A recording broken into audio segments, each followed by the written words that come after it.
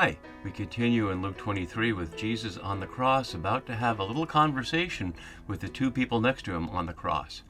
As we enter into this passage, you can see on the right side of the screen, we've been following throughout chapters 22 and 23 in Luke this structure, as you can see here, and we're in this section here, right here, as part of this overall chiasm, which you can see here that we've been looking at. That is the entire crucifixion scene that began with a man and a group of women and ends with a man and a group of women. And here we have this section right in the middle, unique to Luke. As we've been seeing, Luke's version of the entire Passion story in these two chapters is really not much from Mark. Although we think of Mark, Matthew, and Luke as the so-called synoptic gospels, meaning they see with the same eye, Luke here is clearly seeing with a different eye. As you can see here, the parts that are in plain text are the only parts that Mark, Matthew, and Luke all have in common, and including the part that John has in common here. Just the part at the beginning about being taken to the place of the skull, the question of saving others, and the charge of being king of the Judeans. Otherwise, there's almost nothing in common. As you can see here, the green parts are what Matthew follows from Mark, but Luke has none of that. And what we're on here is this part right here, it's in bold, which is all unique to Luke. There's not an element of this that's common to Mark or Matthew, as we've been seeing. And so an element of what we have to be looking at here is, why is Luke putting this scene in here? I'd like to suggest, as we've been seeing, part of what he's doing in this entire scenario is showing how to his audience of young Romans being formed in paideia, the official means of both providing basic educational skills like literacy, but also inculcating them into the Roman imperial ethos, that it's bankrupt. That for all the Roman attempts to claim that they're above all the violence of so-called barbarians and they act according to legal procedures, etc., we've seen that this is just completely arbitrary here. Jesus is 3 times found not to have done anything, or at least not to have been proven to do anything, but that doesn't stop Pilate from punishing him and turning him over for crucifixion. So as we can see the continuing mocking of Jesus here by even the person that's on the cross with him, Luke is trying to show us how unlikely it is that anybody in the Roman world would take up the way of Jesus, and yet how corrupt the way of Rome is in the face of the love-centered message of Jesus, which we'll see played out in Acts of the Apostles, again, of course, unique to Luke. So let's just jump right into our passage here. And I noted last time that calling them criminals, which I left the translation here, is very misleading. Literally, the word simply means wrongdoers or bad doers, and it doesn't specify anything about what this person did. And you can see in the conversation that when the so-called good thief, although thief has nothing to do with it, there's no mention of anything about what these people have done. In some of the other Gospels, they're described in terms of leistes, which could be translated as bandit in the social bandit sense that I've been looking at, using Richard Horsley work to say it's more like a Robin Hood than someone who goes into the store and steals. But to say thief is to completely miss the point. But in any event, there's nothing about that here. So it just shows what happens when people combine one element from one gospel and one from another and get something that's not in either, like the Garden of Gethsemane, as I noted earlier. But the important part here is that criminals suggest there's an issue of lawbreaking. And in the Greek word, there's no suggestion of lawbreaking, and there's certainly no suggestion any laws have been broken. That's not been the issue. The issue was Jesus a public scandal in the sense of starting a stasis, a dissension or an insurrection or something like that, and Pilate was not concerned with that charge. All he seemed concerned with was the charge, king of the Judeans, which Jesus demurred and said, "You say so," and yet that's the charge here. So everything here is about showing how corrupt the entire Roman system is and how these people are there with no real trial of any kind. And yet we don't know what happened to these other two or who they are. As some scholars have suggested, and as we looked briefly earlier around the question of the historical Pilate, showing that usually crucifixion was meted out when there was a movement, when there were a group of people who were trying to do something threatening to Rome. It certainly wasn't the punishment for individual behavior like robbery or violence. It was saved as a political statement, and we saw that last time with the quotes from a Greek rhetorician noting that the point was to be a deterrent to those who might think they could rebel. So some scholars have suggested, although the text doesn't say so, that the other two were part of the same movement, whether they were two of Jesus' disciples, which certainly there's no immediate suggestion of, or other people who were being crucified for doing something threatening to Rome. We don't know that, but we certainly know there were a number of movements, and that's certainly, we can't exclude that possibility, although if it's so, Luke doesn't emphasize it. So let's see how Luke does shape the scene here. So it starts with the narrator telling us one of the criminals who are hanged there.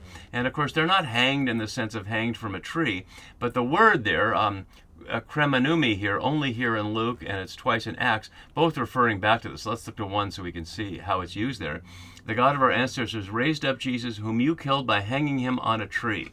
And so to our ears, we might picture a lynching there, and to the extent that it's an extrajudicial attempt, in the sense there's no real hearing here, it could be a lynching in the colloquial sense. But it's not putting a rope around someone's neck. It's obviously nailing them to the cross. But the image of hanging here evokes, for an audience familiar with the Septuagint, this scene from Deuteronomy 21 here, when someone is convicted of a crime punishable by death and is executed, and you hang him on a tree, his corpse must not remain all night upon the tree, etc. And that's about not defiling the land. But notice the person is executed first and then hung on a tree, the point being that it'd be hanging on a tree to make a point and to be further humiliating to them and their family. But this is plainly not about crucifixion. Whenever Deuteronomy was written, it was written long before the Israelites or the Judahites had a relationship with the Roman Empire, probably by most estimates before the monarchy was over in the time of Josiah, perhaps in the 620s, and maybe modified after exile. But it's certainly not in relation to crucifixion.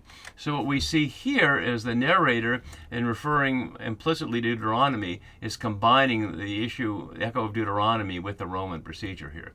And so the criminal or the wrongdoer who is hanging there derided or blasphemed. This is the last in the sequence of mocking of Jesus that we looked at last time with a chart that I posted at radicalbible.net, and saying, "Are you not the Messiah? Save yourself and us." And I modified the key word since last time to note that we see 4 times in here save, and it's always about save yourself or save himself. He saved others, let him save himself. We saw save yourself, save yourself. What it really highlights is that people expect that somebody with power would use it primarily for themselves. And Jesus is not about saving himself. In fact, he said just the opposite. Whoever tries to preserve their life will lose it, which to say their imperial life, not their physical life so much, but their life in the empire, which is why he told his audience earlier, you must pick up your cross daily, and if you don't pick up your cross, you can't be my disciple, which is to say, if you don't see yourself as dead in the eyes of the empire, you can't even begin the process of discipleship. That's the foundational element. You have to stop caring at all about what the empire thinks of you and sees of you, or any rewards that might come from that. And yet that's the exact opposite of what we're seeing here. This seems like it's all about selfishness.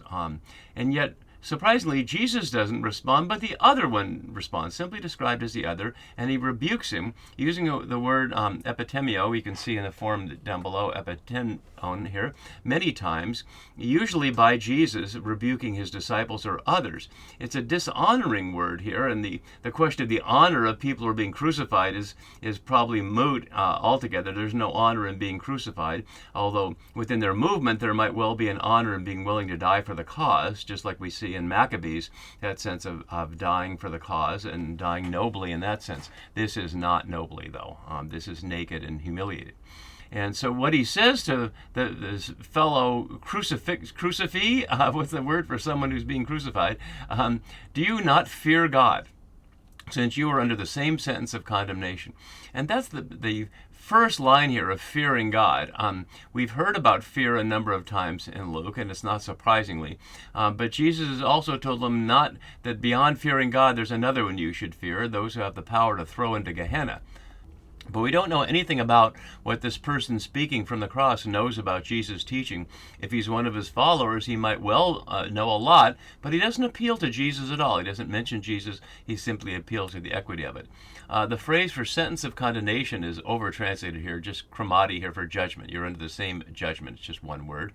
And we've seen that a few times, all in this context, and it'll appear one more time in Acts. And then there's an interesting translation problem here because there's no verb in this first phrase.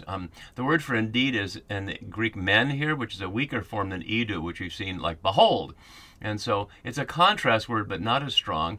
But there's no verb. So we could read it this way: do you not fear God, since you're under the same condemnation, and we rightly. And that's what's at issue here. Condemned justly is dikaios, literally rightly with no verb. for we are getting what we deserve, or receiving what we deserve, axios here, or what we're worthy of, which is also an honor-shame word. So in other words, what's happened to him, he's saying, is not unjust. But what's happening to Jesus is unjust. And that goes to the perception I've been noting throughout this, that Luke is portraying Jesus in terms that René Girard called of the scapegoat. That he's showing that contrary to these two other people who, by this person's own confession, was judged rightly, Jesus is not judged rightly. And so putting the community's troubles on a scapegoat who's innocent underscores the fact that the whole scapegoat mechanism is corrupt. That it's really just an attempt to gather together the unity that we saw between, for example, Herod and Pilate, which is historically unlikely, and between the various opponents who were all united in the Sanhedrin in calling for crucifixion, only because they have a common enemy. But if you take the common enemy away, then the fault lines appear again, and we see how they're in competition rather than unity with each other. But that's for seeing in Acts, as we'll see. So what we deserve for our deeds here, proso here, for our approximen, which is a verb here for what we were doing. And we see proxo a few other times. It's not specifically linked to our passage here, but we've seen it earlier in chapter 23. But this man has done nothing wrong. And this is a specific echo, because this echoes almost verbatim. Let's go back and see 23:15. Pilate, receiving Jesus back from Herod, says, indeed, he has done nothing to deserve death. And the phrase in Greek is almost identical to the quote here. He has done nothing wrong. So Luke could hardly be going more out of the way to highlight the contrast that Jesus is up there on the cross, but neither the Roman governor nor his fellow crucified man here believes that Jesus is guilty of anything. And so, having said that, and not getting a response from the person who was begging Jesus to, or at least mocking Jesus, to save himself and save us, then he turns to Jesus and says, notice he calls him by name, which is a rare thing in Luke's gospel. He doesn't call him Lord or Master or Teacher or anything, just refers to him by name. And maybe you can hear a song in the background, because it's a popular song in some circles. Jesus, remember me when you come into your kingdom, for the Taizé chant, from the Taizé community.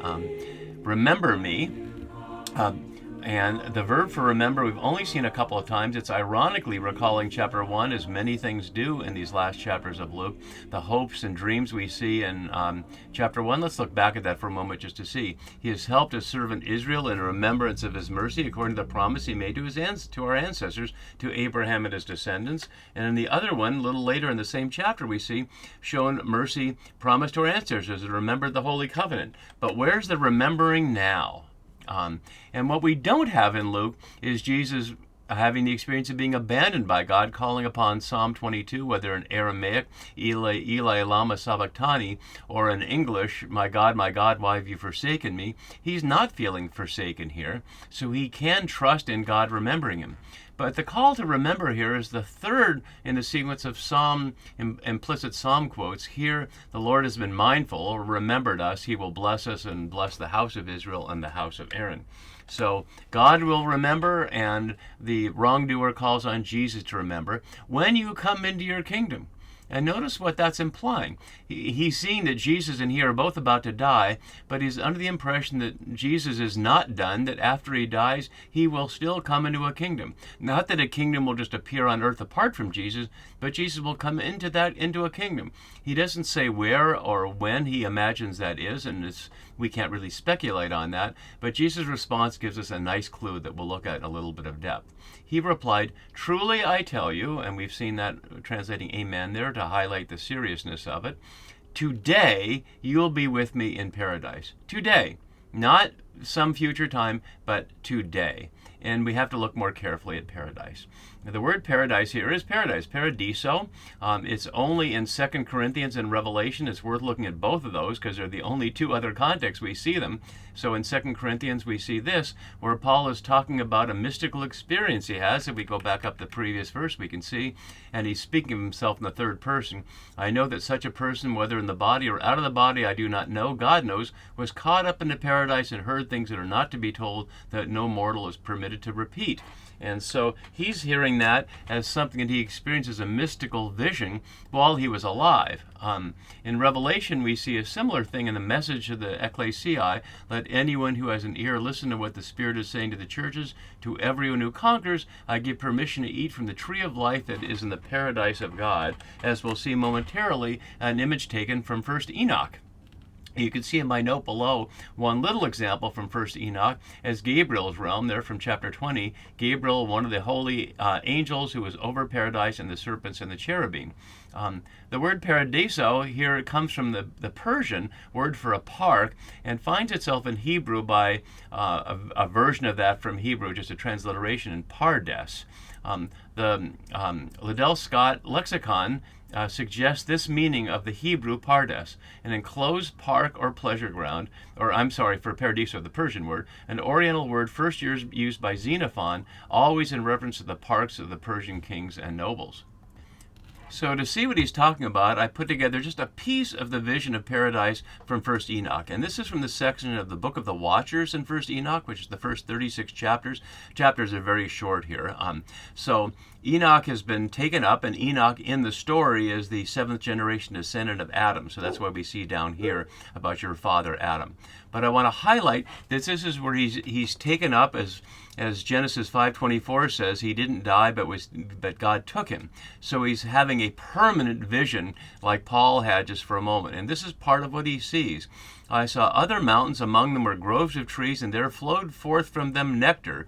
And there's some details of that. And it smelled sweeter than any fragrant odor. And it continues, after these fragrant odors, I looked toward the north, and I saw 7 mountains full of choice nard, and fragrant trees, and cinnamon, and pepper. And then he goes on to the garden of righteousness. And although the original book of Enoch is in a number of different languages, and Persian is not one of them, garden certainly is drawing the root from the Hebrew pardes here and from the Persian paradiso. But the garden of righteousness, which is to say the Garden of Eden, as we'll see. And from afar off trees were more numerous than these trees, and 2 great trees there, very great, beautiful, and glorious, and magnificent, the tree of knowledge, whose holy fruit they eat, and knew great wisdom. And it's described as being like a carob tree and like a vine, again with more fragrance. Then Raphael, the holy angel, who was with me, answered and said, This is the tree of wisdom, which thy father old in years and thy aged mother, who were before thee, have eaten. And they learned wisdom, and their eyes were opened, and they knew they were naked, and were driven out of the garden. Which is not to affirm that, but to highlight he's been taken to the tree of wisdom here. And in Revelation, the tree of life is in the midst of the New Jerusalem. But plainly in this vision is to say this is a vision of paradise. Paradise being a vision of a royal garden. In this case, the royalness is God's garden. A lovely piece I got off the internet here from Electrum magazine, and it's a deeply scholarly article for something you just find on the internet, full of all kinds of great sources, provided this relative chronology of Near Eastern and Persian garden with multiple waves of influence. And so I won't go through the whole thing. I'll post it at radicalbible.net. But you can see it goes back to the 3rd millennium epic of Gilgamesh, and here in the 8th century BC, Sennacherib, Assyrian king, around the Nineveh Gardens. And this would have been influential because it's Sennacherib who was part of the conquest of the northern kingdom of Israel before the Babylonian conquest of the southern kingdom of Judah. And somewhere around there is the Genesis description, and this fits my understanding from my Genesis series here in Radical Bible, that Genesis is an exilic or post-exilic text. So that's what we see. The influence of Persia in the exilic time gives Genesis the image of paradise. Taken from the royal garden, becomes the God's garden where humans are placed. So it's not something exclusive to God, but something made public to the ordinary people. And then it continues in the exilic world of Cyrus, and I won't go through all of this, but echoes into the Song of Songs, which is one of the only other places in the Hebrew Bible, as my note had down here in Song 4:13, where we hear the word paradise in Hebrew. And then we follow through Alexander the Great and the Romans, and then in the Common Era up till the era where, interestingly, the Persian rug industry started, and the curious reality that Persian rugs were meant to be an imitation of the paradisal garden, so you could bring the garden into your home as a symbol of that. And so for almost 3,000 years, really more than that, 4,000 years, the image of paradise as a garden, whether royal or popular, was through the Bible and throughout Western civilization, which is to highlight that this has nothing to do with the Platonic notion of the afterlife where the body leaves the soul and the soul just goes somewhere else. And to affirm that that's what Luke's about here, we already saw the flip side of it in chapter 16, where the rich man who ignored Lazarus found himself in the flames. As I was noting then, if it was the Platonic sense of heaven or hell where you go without a body, then what fear would there be of flames, and why would he ask Abraham or demand that Abraham send Lazarus to give him a drink? He would neither be able to drink nor feel the flames if he had no body. So the Enoch vision that Luke is having Jesus call upon here is a very much embodied one, but on the other side of the veil. In the Daniel image, that doesn't have all this description, resurrection takes place on this side of the veil on earth. So ultimately, as we'll see in chapter 24 in Acts, there's a combination of the Septuagint echoes from Daniel as well as the Enoch echoes that we see here.